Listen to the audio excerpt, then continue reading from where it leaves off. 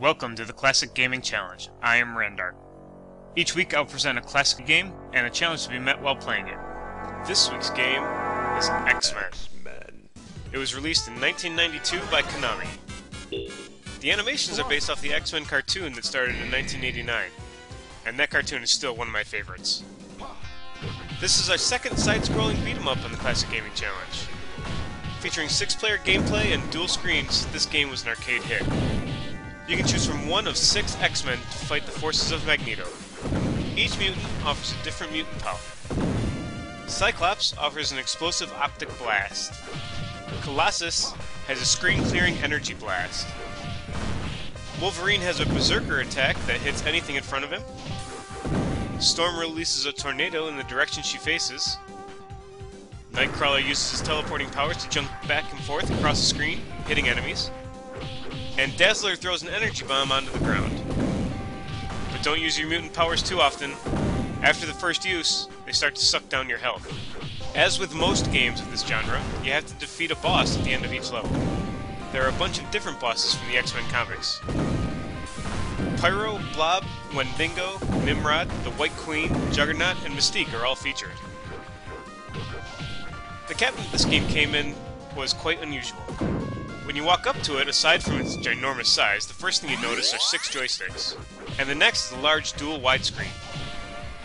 One screen you see directly in front of you, the other is stored in the cabinet below, and projected up to a mirror to create the dual screen effect. There are also 2- and 4-player versions released, though I have never seen anything but the 6-player behemoth.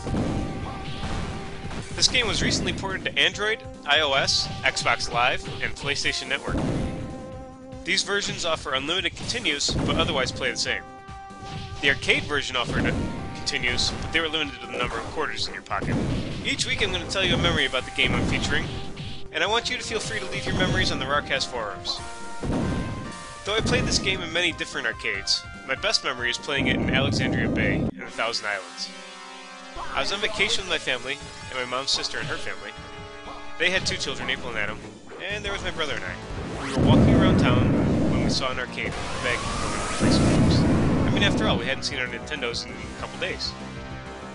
The first one we saw was X-Men.